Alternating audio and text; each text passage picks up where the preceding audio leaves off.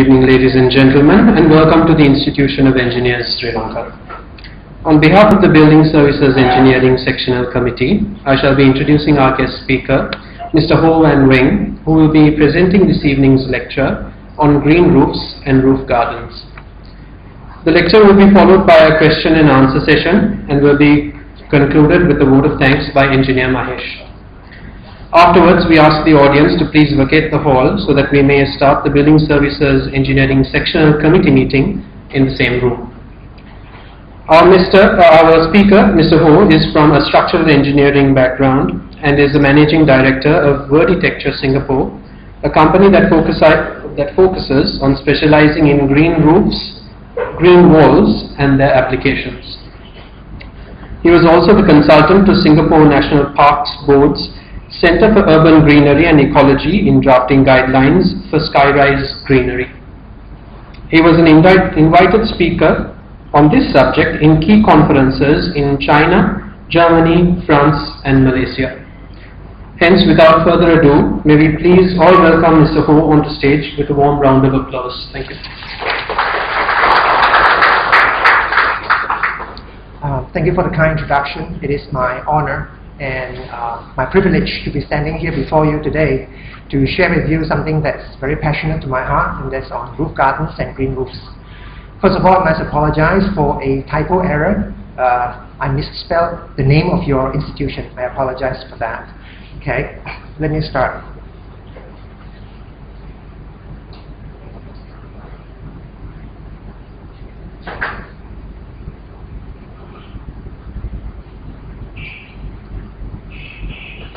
Okay, we all know that roof gardens has been with us, humankind, since 4th BC, since the Garden of Babylon.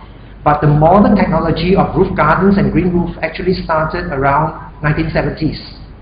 So you need to appreciate the background behind the green roof and roof gardens, which I'm going to share with you about. In the 1970s, you would recall that there was an oil crisis, and in response to the oil crisis, Germany as a country, as a sovereign country, embraced green roof as a strategy, as an approach to relieve the country of energy conservation, to make sure that they do not overuse oil for unnecessary purposes. When we know that Germany is a temperate country, during the winter days, the scientists told the parliament that one of the uses of crude oil is to burn and heat up the heater so as to keep Germany warm during winter. Now, Germany as a government decided that no, that is not the ultimate good way to use crude oil during that era, and that's why, as a country, they embraced the strategy of green roofs as the way forward to conserve the country of energy. And that's the background which you need to appreciate ahead of my presentation today. Okay. I've got 60 slides and I only have about 45 minutes, so I need to rush. Okay, I will speak pretty fast, so don't bother to take notes. Okay, and if you have any questions, please ask at the end of the presentation. I would really appreciate an active Q&A. Alright, I will take you through right from the basics of what is green roofs, followed by categories, the rationale behind green roofs, the components, what is meant by sustainable green roofs in that sense, and benefits and concerns, okay, and you need to know how does a green roof really work. What is the technology behind the simple thing called green roof and roof gardens? How does it really work? And what people like us as specialists do actually? And we follow by concluding the future challenge. What is the challenge for this industry in the future? Okay, let me start. What is a green roof? Or what is a roof garden? For many of us, since our forefathers' days, green roof basically just put dirt on a roof and plant something on it. That's roof garden, that's green roof. Not to Germany. The easiest way to explain green roof is actually nature on superstructure. When you have Mother Nature sitting on a man-made structure, that's green roof, that's roof garden. So a roof garden need not be at the topmost level of your building. It can be on ground level, but below the roof garden can be your basement car park, can be your basement supermarket. As long as you have Mother Nature sitting directly on a man-made structure, it is called a green roof or a roof garden. You surf the internet, you will come across terms like extensive green roof, intensive roof garden, semi-intensive. Why the word extensive, intensive? You need to appreciate that. Okay, but you must not think of it from the British interpretation. From English, from British, you know that the word extensive means a lot. Yeah, a lot. So but in Germany, which green roof technology comes about, the word extensive means entirely different. In Germany, if somebody were to say, hey, your car is extensive, it doesn't mean you have a lot of cars. It basically means your car doesn't need attention, doesn't need a lot of maintenance. That's the word extensive in Deutsch means. So on the other hand, intensive means a lot of attention is needed, a lot of maintenance is needed. So extensive green roof basically means you have a green roof that doesn't need a lot of maintenance. Whereas an intensive green roof means you have a green roof that needs a lot of attention. Okay? But overall in Asia, you'll come across terms like roof gardens, green roof, living deck, eco deck, things like that. We Asians love to give a lot of names to the same thing. Now Singapore also tried to give this intensive and extensive green roof since year 2000. We failed. Our population of 5 million just couldn't accept intensive green roof and extensive green roof. They just can't switch between English, which our backgrounds are, and German. So in the end, the National Parks Board felt, okay, let's forget about extensive and intensive and just use a simple term, green roof, which looks like the picture on the left, for extensive, and roof garden to replace the word intensive and looks like the one you see in the Havelock.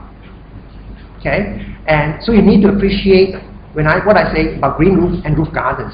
They are entirely different, different extremes, different spectrum of nature, but they serve the main purpose, is to help us conserve energy as a country, as a city. Okay. Now the rationale behind green roof. Why on earth green roof? Why Germany embrace green roofs? It's all because of climate change. We know that the world is getting warmer, that's why we have global warming.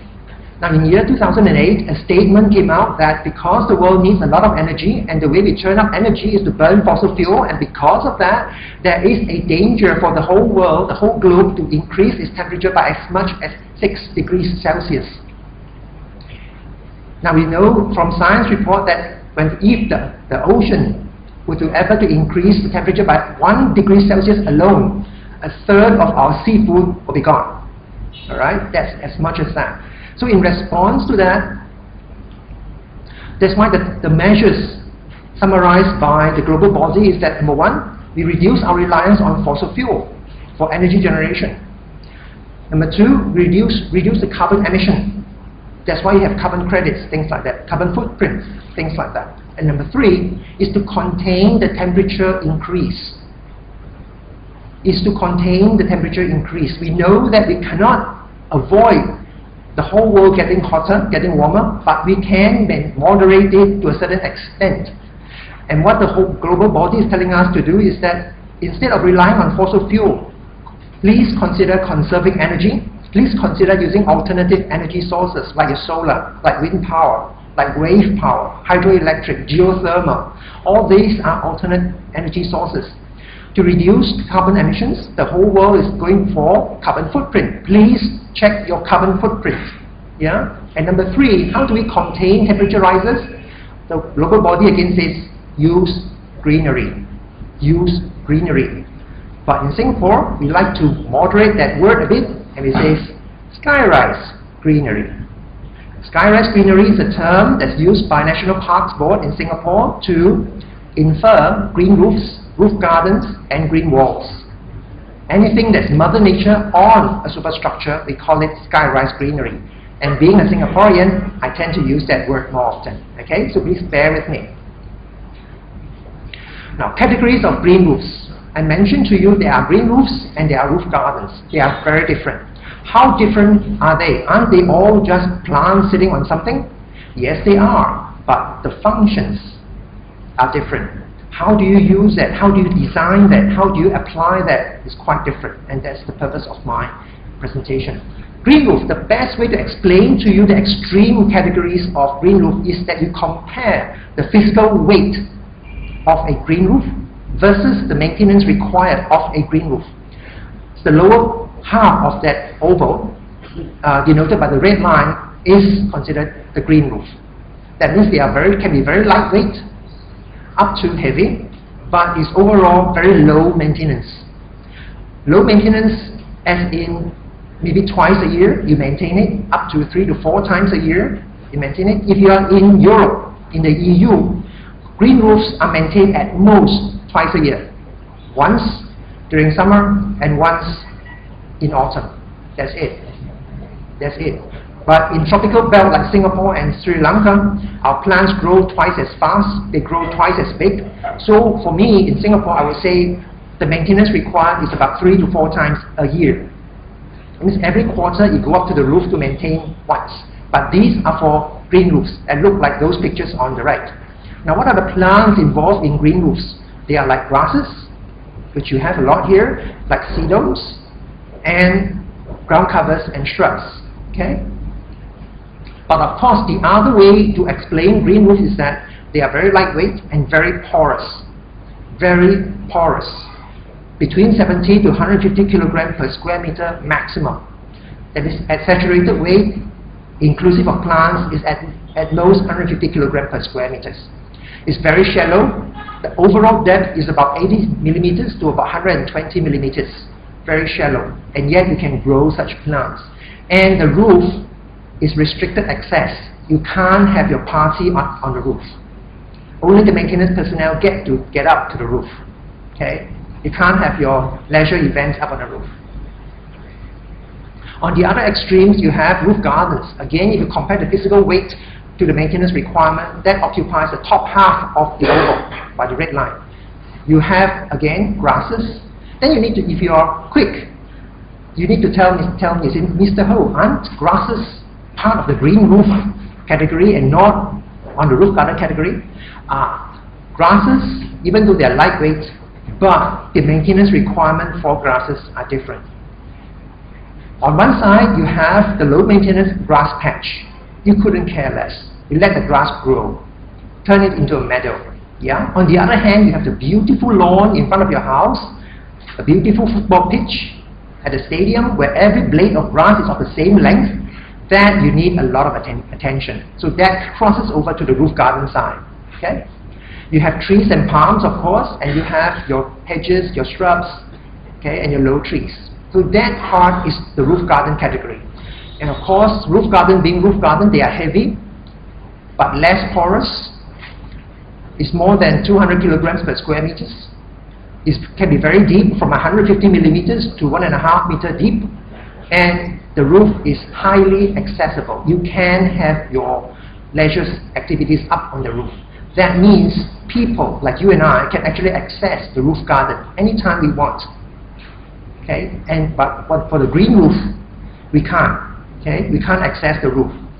So for the roof garden, you can have direct interaction between human and nature, whereas for the green roof, you can't. Okay? So these are the categories. Components.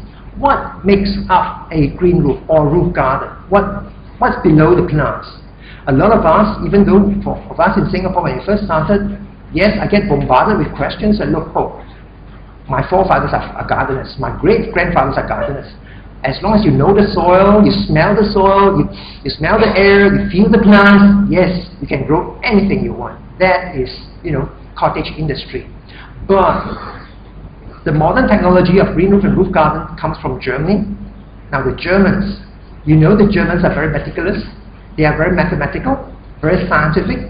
Everything has a number attached to it. Everything has a specific function. So let me tell you the components of green roofs from their point of view. Okay?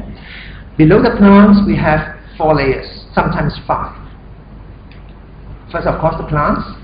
Next, you have what we call the substrate. We use the term substrate rather than soil or even growing media because Germany says you don't need to use soil to grow things, There's no need for soil to grow things. In fact, there are enough things that man has invented and created which we can recycle, re-engineer, and that becomes your soil, your growing media. So for that, we use the term substrate. I have in front of me, from A to G, different types of substrate. None of them has got soil in it. You can come and have a look at after my presentation and see for yourself. But when you look at the samples of substrate in front of you, you need to tell me which one grows best and which one couldn't grow anything. Okay? And these are available in the market, so you need to size up. Okay? So you have substrate, a filter sheet, which is geotextile, which I'm sure you guys know as engineers. Then we have the drainage cum reservoir panel. A lot of us are familiar with the drainage layer, yeah, which I also see a lot of architectural drawings in Sri Lanka that you still use the stones as your drainage layer. Now the current world is using a plastic drainage layer, and not just drainage layer where you just drain away water, it retains water as well at the same time. So it drains and retains. So it's a two function in one product. Why do we do that? Because water, especially potable water, is getting more and more expensive. You need to save up whatever free water you can get. And the free water you can get is from Mother Nature, your rain. So you retain as much of rain as possible because that's free and the plants love it. You can retain that as much as possible within your green roof system so that the plants can have access to it whenever they want to, so that you would not lose too much of it through evaporation, but feed the plants. That's how you save your water. And third is the moisture retention mat, protection mat, which looks like a thick carpet, and below it is your root barrier. Now, all these 5 elements has got a specific function by itself, and everything that says about the function can be scientifically proven in a lab. That's being German, okay? And that's we are propagating this in Singapore as well. And through the use of recycled content, we moderate our carbon footprint. So we have a green label status for that, okay? And now the thing you need to look for Singapore, the hot topic now is fire safety. Because there's so much skyrise greenery in Singapore, a lot of our roofs have got vegetation on top. The question is, what if the plants catch fire? In a prolonged drought, as in Singapore, every February and March, we have a whole month without rain. And the plants with it, and it turns into brown, dry weeds. So what happens if somebody have a burnt cigarette or throw some fire on top, you'll catch fire. So what happened to that? Will the plastic element below the substrate catch fire? If that's the case, then that's a big issue. Toxicity will come into play, your fumes will come into play, okay? And so we have to achieve a fire safety rating, okay? Just give an example, is that at planting stage, when you're designing a roof garden, at planting stage, if these are the several categories of plants you want to plant, from a ground cover right up to a tall tree of 5 to 7 meters, what is the depth of the soil or growth media that you are used to? Let me show you what I'm used to in Singapore. To grow a ground cover, as in a green roof situation, I use only 100 millimeters of substrate. A lot of us in the traditional gardening practice will say, no, that is rubbish. How can you grow anything just 4 inches of soil? Nothing less than 300 will grow. Yeah? Yes, if you use soil, yes, you need about 200 to 300 millimeters depth of soil. But if you use substrate, an engineered, formulated recipe of growing media, you can achieve that. And look at the tonnage, the weight. Okay, it ranges from 150 kilograms to about over a ton, slightly over a ton, 1.3. Okay, to grow a tree 7 meters tall with just 1.2 meters of substrate, weighing about slightly less than 1.5 ton. During the previous forefathers' days, this is absurd. You can never achieve that. You can never grow a tree 7 meters tall with just 1.2 meter depth of soil. The tree will never grow. Yeah, I agree with you. But if you look into the science, if you research into the science behind the roof garden technology, you will understand that it's achievable. If you are still unconvinced, may I invite you to Havelock City. My plants today is 10 meters tall, and the depth of soil, depth of substrate is only 1.2. Okay. Then if you can do that, then you can more or less categorize your green roof, your roof garden, to a very low cost one, but basic performance, just to promote your ground covers and your grasses. Or you can have a very high performance, a premium grade, that will give you luscious trees, juiciest fruits. Or you can have a in between, a medium grade, yeah, but a high performance system. So you can categorize your roof gardens, your green roof, into several sections in your design. What is sustainability? The catchphrase of nowadays, sustainability. Everybody's talking about sustainability. For green roof, it's inevitable. We also talk about sustainability. What is the criteria? What makes a good green roof or a roof garden? May I suggest a few? This is not hard and fast rule. This is from our point of view, as what I've been trained by the Germans to understand. The qualities is that first, of course, it must be safe. Safe to the person interacting it, safe for the property that's in it. So fire safety, personal safety, for me, is topmost, is priority. Two, it must effectively reduce the urban heat island effect, which I'll explain to you in my subsequent slides. That is the sole purpose, the most important reason for having a roof garden and green roof is to reduce the heat island effect. Colombo is becoming more and more of an urban city, so you will see this effect very soon. Singapore has already experienced the downside of it. Okay, that's why we are embracing skyrise greenery a lot, just to do that. A low carbon footprint, affordable. Of course, you cannot have a Rolls Royce up on the roof. There's no point, because the sole purpose of a green roof is to help you conserve energy. So you, as a country, as a city, you spend less. You do not spend more. So affordability is important. Third is that the green roof, the roof garden that you put on top of your building should have a consistent performance over long term. Long term as in life cycle. How long is long term? How long is the life cycle of a roof garden and green roof? Scientists suggest 40 years. How's that? 40 years.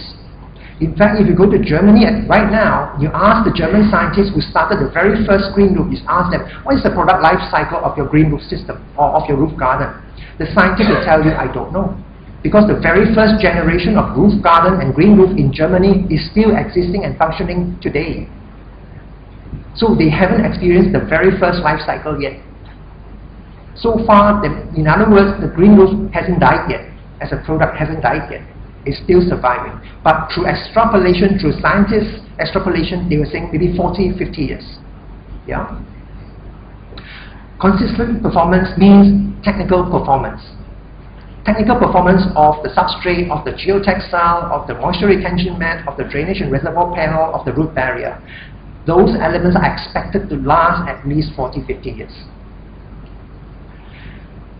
For a good green roof and roof garden, it should consume less of your attention during maintenance. If you implement a roof garden that demands more and more of your attention over time, then it is not a good design. Of course, water is becoming more precious. The roof garden and green roof should consume less water, especially treated water. Okay? And of course, this is very subjective. In Singapore, accessibility is big money. You design a roof garden, you design a green roof that is hardly anyone can get on top, cheaply, then it's very expensive stuff for Singapore. To hire a crane, to hire a cherry picker in Singapore is extremely expensive. Okay? So for architects, I always urge them, please have a green roof, but please also provide for access to it. Even if the roof is in an inaccessible area, but please provide at least a cat ladder or some cheap way, at least for the workmen to get up. If you expect that the maintenance contractor to organize the cherry picker every time it comes, then your maintenance bill is going to be very expensive. And it's all because of accessibility, or rather inaccessibility. Okay? So this sums up what I feel as the qualities of a sustainable green roof. You design a green roof or roof garden with these points, yes, you got a very successful green roof or roof garden. But then again, if you sum it up, three things you must take note. The product quality must also be matched by your green roof design, and also must be matched by your people on site, the operational quality. So these three elements must go hand in hand. If you have a Rolls Royce, but if you do not operate it well, if you do not design it well, no use. It will fail. Or even if you have a top-notch contractor who will do excellent work on site, you design a great roof garden, but the product is not that great. It deteriorates over time. Then you will not have a successful roof garden or green roof. So I always urge that please focus on these three elements as an overall picture for roof garden and green roof design. Okay? The product must match the design, must match the people on site. So I always urge the contractors on site, please get yourself familiarized with the workmanship. And later in my slide, I will also show you a case study on how a green roof, a simple green roof, can be installed. Yeah? Okay, concerns. Usually, I will start with the good points first, the benefits of green roofs first. But I guess today I'm speaking with a group of engineers, and I myself, being an engineer, we always talk quite pessimistically first. Listen to all the problems, then we talk about the good points. So I will start with the concerns. And these are real-life concerns that we in Singapore have experienced over the past, 15 years since we started. Okay, these are real-life case studies. It's not from the book. These are real studies. Let me show you. And you may laugh at it, okay, because it's a real-life idiosyncrasies of some Singaporeans that we do. Okay, from the money point of view, economic factors, the concerns are three things. Now you need to guess what these pictures infer, okay? Number one, maintenance costs. Yeah? Once you have a green roof or roof garden, you need maintenance year after year, month after month. Yeah, it's a recurring cost, so money is involved. And labor cost is always increasing. You hardly get the case where the labor costs decrease, okay? Yes, I know that the labor cost in Colombo, as compared to Singapore, may be low. Okay, our labor cost in Singapore is quite high, but you cannot deny the trend that labor cost will increase someday. It will to get to where we are. Okay, so please anticipate, be prepared for it. Yeah, you start thinking about it now, at least you got a less problem in future. We in Singapore made a bad mistake, is that we didn't anticipate that. We always thought that labor will stagnate. Yeah, will plateau. Wrong.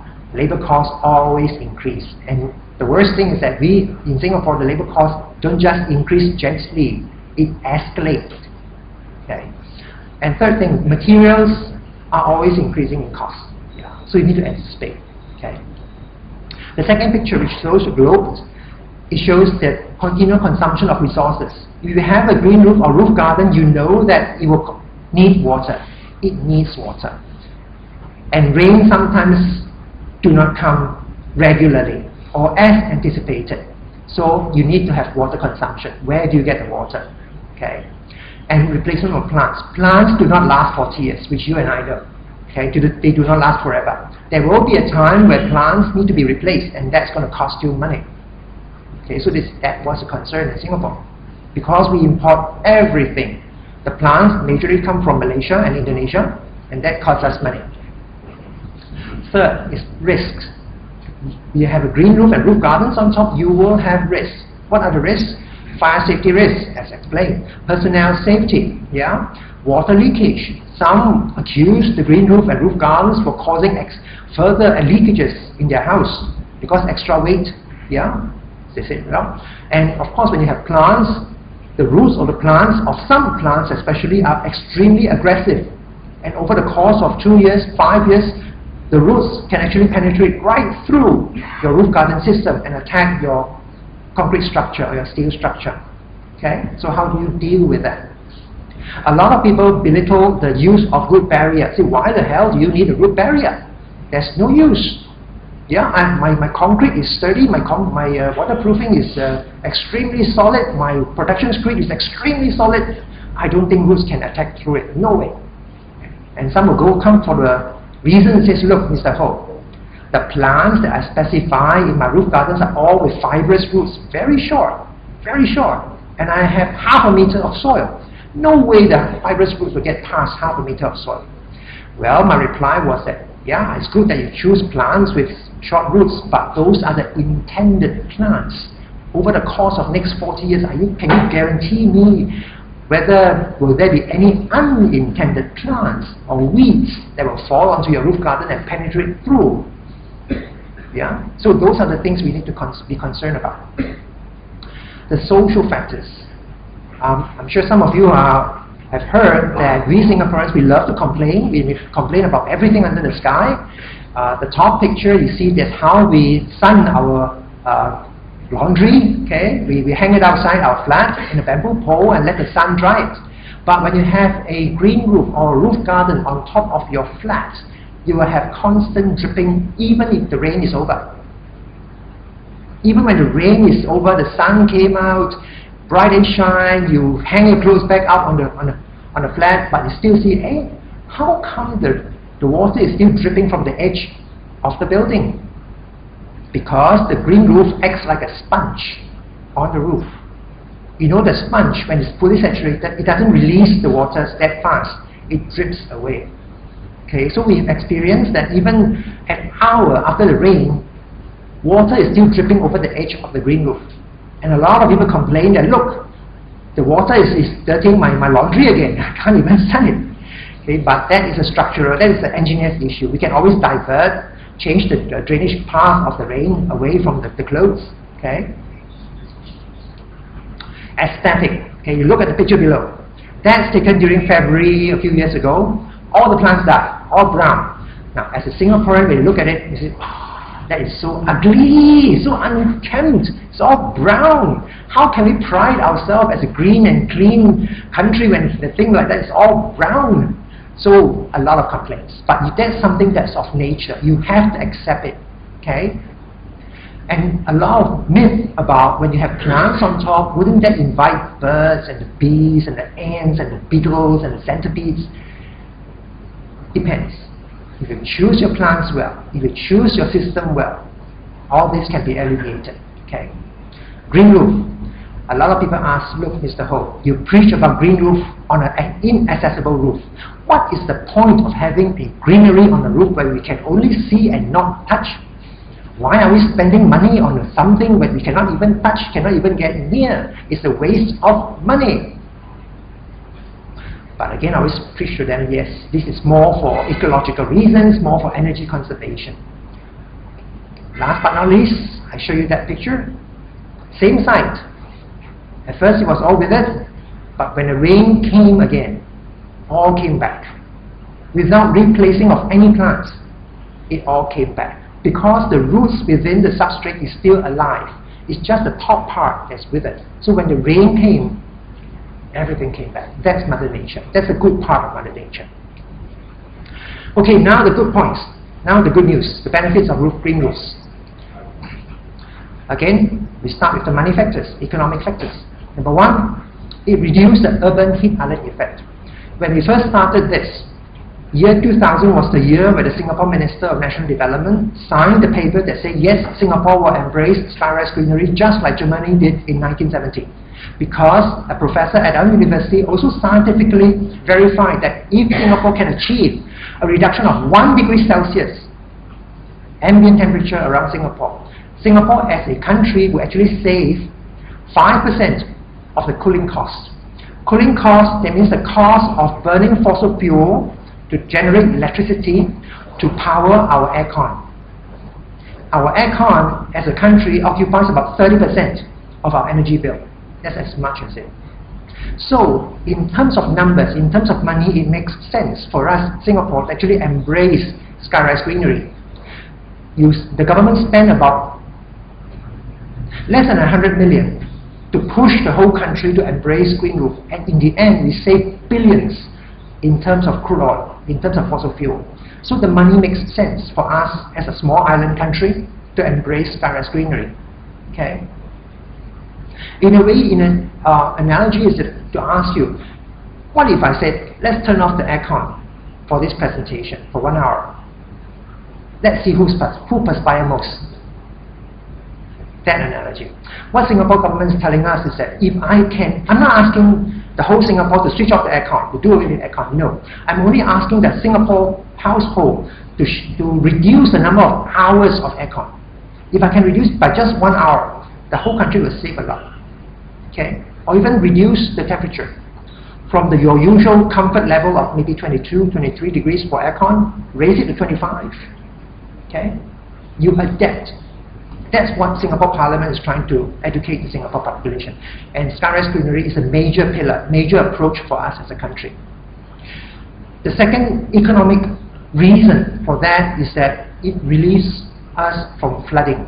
In year 2009, a strange thing happened to Singapore. If those of us who have been to Singapore Orchard Road, the shopping belt, the area in Singapore where it is the money churning for us as a country, it flooded. That's the picture it had. Shocked the entire country. How could Orchard Road, the shopping belt, the jewel of the country, be flooded? Never in history. That was the first time. That was the first time. So again, the Parliament asked the scientists and all the professors to do a study and ask why, how can we change that, how can we alleviate that, what's the solution? In the end, we paid millions to a panel of 12 super specialists from US and Europe, and the report came back with one answer: roof gardens. Roof gardens. If we can put sponge on top of buildings to absorb part of the rain, then the risk of flooding down on the city level will be much less. So that again, it saves the country, it saves the city a lot of money. And of course, last but not least, the economic factors is that if I can prolong the life of your roof construction 3 to 4 times, that in the end will save you a lot of money. But of course, roofers, waterproofers doesn't like this message, because that means every 10 years they don't get to replace the waterproofing. Yeah? But for a developer, that is good news. That means all I need to do is to do my roof construction well from day one, and that's it. For the next 40 years, I don't have to worry about it. How does it happen? How come a green roof or roof garden can protect and prolong the life of a roof construction by 3 to 4 times? If you can imagine the 5 layers of the green roof or the roof gardens as onion layers, as clothing. Like for now, I'm protected against the cold with 2 layers, my jacket and my shirt. For a green roof, you've got 4. Now, how does the waterproofing spoil? How does the waterproofing deteriorate over time? 4 methods, if I may suggest. The first and foremost, if it's under the UV light, yes, it deteriorates. Temperature changes. If it expands and contracts, expands and contracts, expands and contracts, over time, yes, it breaks down. Number 3 is that mechanical damages. If you scratch it, if you cut it, yes, it breaks, causes water leaks. Last but not least is molecular structure. If the molecular structure is weak, yes, it breaks down by itself. No matter how much protection you protect it, if you choose a weak waterproofing layer, it will deteriorate. So what does green roof do? Green roof protects it away from the UV light. It protects it away from temperature changes, that much. So in that sense, it extends the life of the waterproofing. So for me, I always bring it upon myself to urge developers and contractors, please do your waterproofing right first time, and you don't have to do it all over again. Okay? The qualitative factors, the factors which you can't quantify, and the good part. Number 1, of course, having nature on top looks better than just a concrete roof. Yeah? For us in Singapore, as an urban city, yes, we desire the look. Okay, we call it the look. We like to look at nature much more than we like to look at metal roofs or even concrete surfaces. Number 2 is, of course, to nature lovers, it encourages biodiversity, which Singapore much lacks, because we are indeed a concrete jungle, and we're trying to bring back the wildlife. Not an easy job, not an easy job, I tell you. Yes, it gives us cleaner, fresher quality air, because through photosynthesis, through plants, it absorbs the air, it screens away the particles, it gives us much better air, which we need as a city. Yeah? It reduces noise, because again, as a sponge on the roof, it absorbs the noise. How much? May I suggest to you 15 to 20 decibels. Is that okay for you guys? Is that a lot? Is that a little? Very subjective. From city to city, it's different. Now, potential avenues for community gardening. The picture that you see on the bottom right. Singaporeans are now beginning to fancy doing gardening by themselves, growing vegetables by themselves, up on a green roof. Then you need to check me. You need to say, Mr. Ho, didn't you say green roof is on a roof that is not accessible, and public cannot go up. Yes, what the Housing and Development Board in Singapore is doing now is that a major part of the roof, for green roof, is not accessible to the residents. Only a small corner next to the stairwell is accessible. So they have a cordoning, sectioning. So by giving the community a chance to go up and grow your own things, grow your own tomatoes, grow your own cucumbers, it forms community bonds. For us, we have got races in Singapore. We've got Chinese, Malays, Indians, and of course Caucasians. And one of the community idea of green roof is that you can cross-culture, be in the same roof, grow your own things. Yes, it bonds the people better.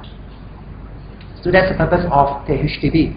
And residents like to hear this, developers like to hear this. If you have nature on your roof, it enhances the marketability of your project, of your property. How much? May I suggest 15%. So if you are a developer, if you have a lush landscape nature within your property, within your development, it enhances the image of your property. And Singapore developers actually put a number to it. Okay. Last but not least, in the world of internet, in the world of smartphones, we have actually airwaves shooting across us right now actually. And green roof and roof gardens is a very effective tool to actually absorb some of these rays, which may or may not be harmful to us. It's not proven yet. Okay? So these are the qualitative factors as to why you should have a green roof or a roof garden. Almost close to the end, section 8. How does a green roof actually work? You guys are engineers. If I ask you, explain to me, how does a car work? Automotive, how does a car actually work? In simple terms, what you should be telling me is that, Mr. Ho, if I can burn a drop of oil in a confined space, that burning causes a small explosion. Small explosions gives rise to energy that pushes a few canisters up and down. The canisters push a few levers up and down, and a few levers pushes a few gears, and that the gears makes the car wheel move, and that's how the car moves. Yeah? Wouldn't you explain to me that? So it all comes back to the first drop of fossil fuel. Now comes to the green roof. How does a green roof really work? You understand that green roof started in Germany.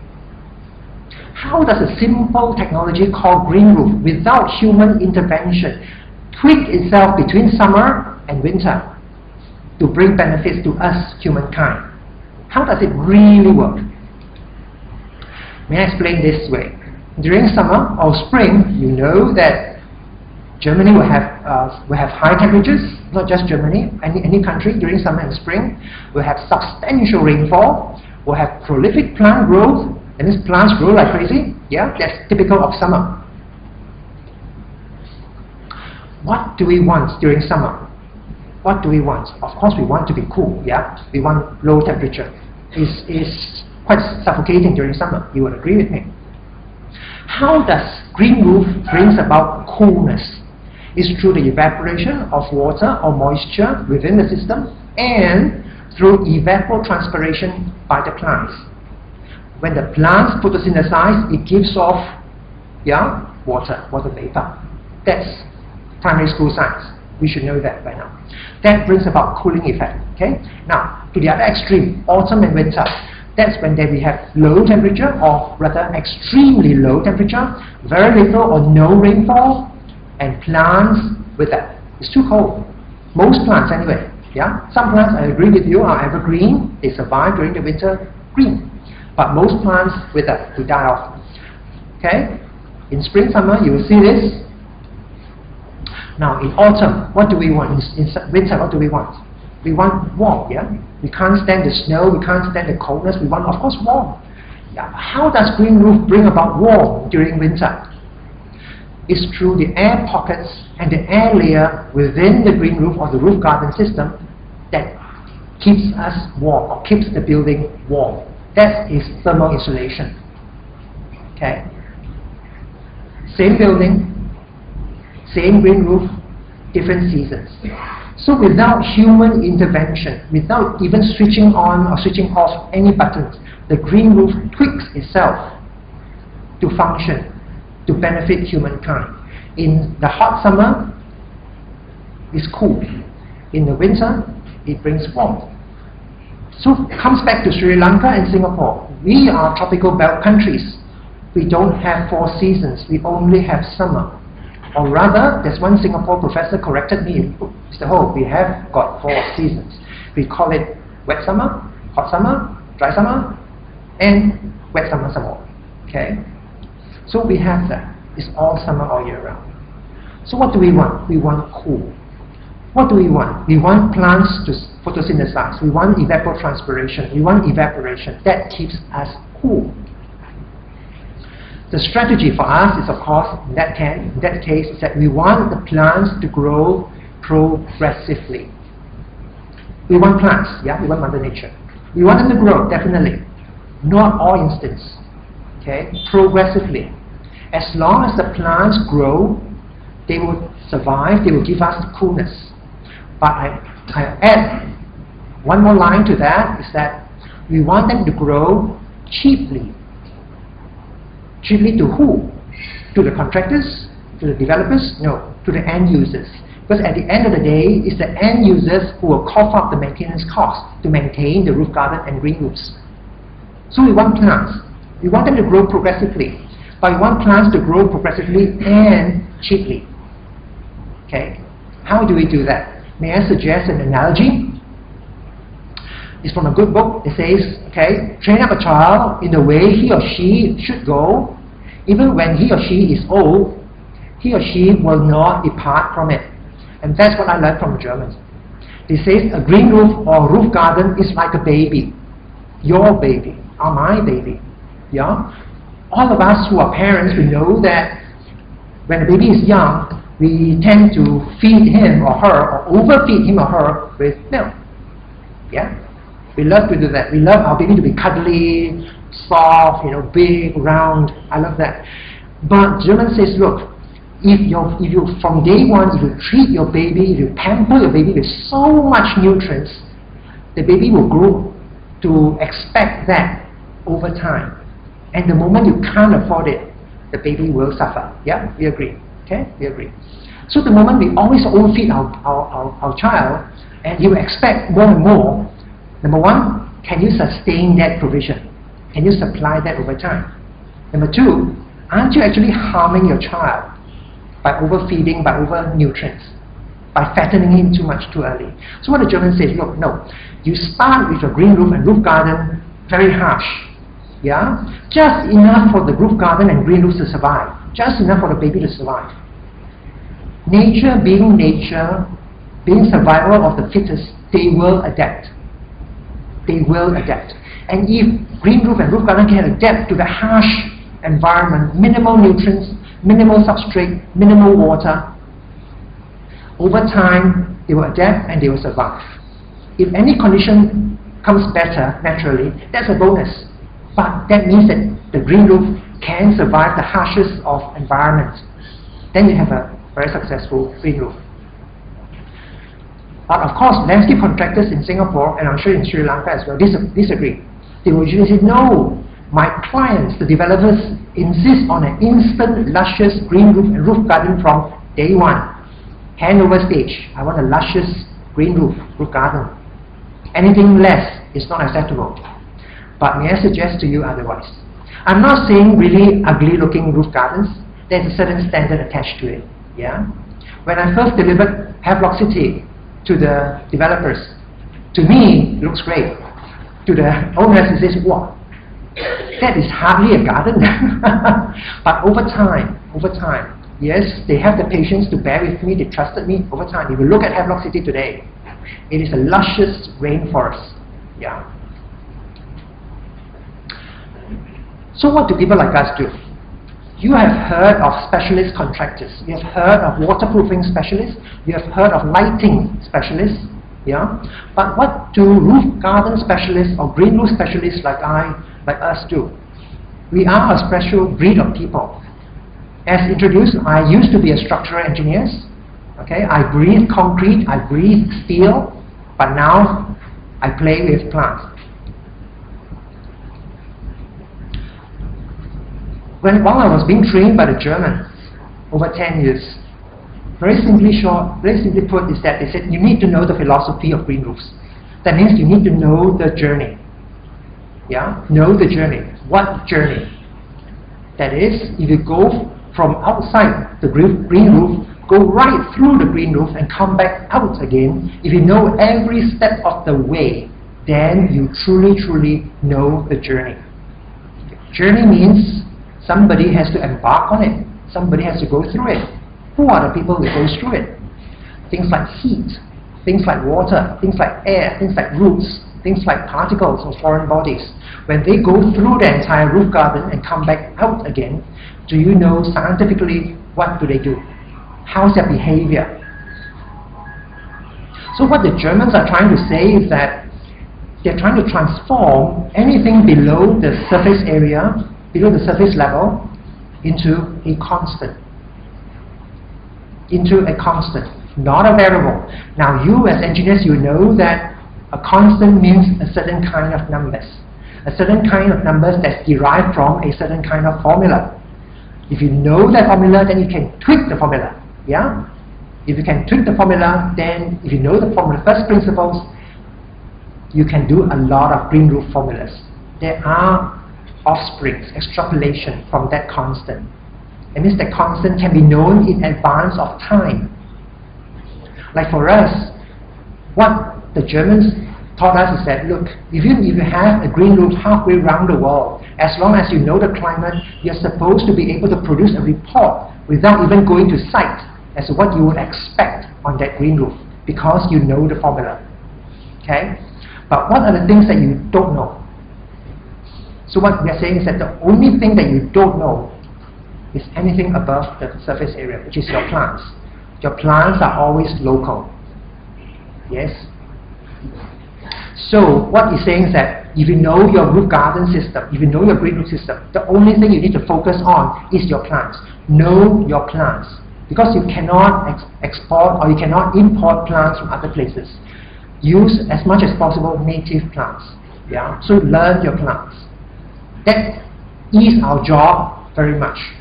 Okay? Because we know our roof garden system, we know our green roof, that part is a constant to us. We know the formula. But what we don't know is the plants. So whenever I go across other countries, the first thing I want to learn is the plants, the trees. What trees do you have? What are the character? How's the growth pattern like? Okay?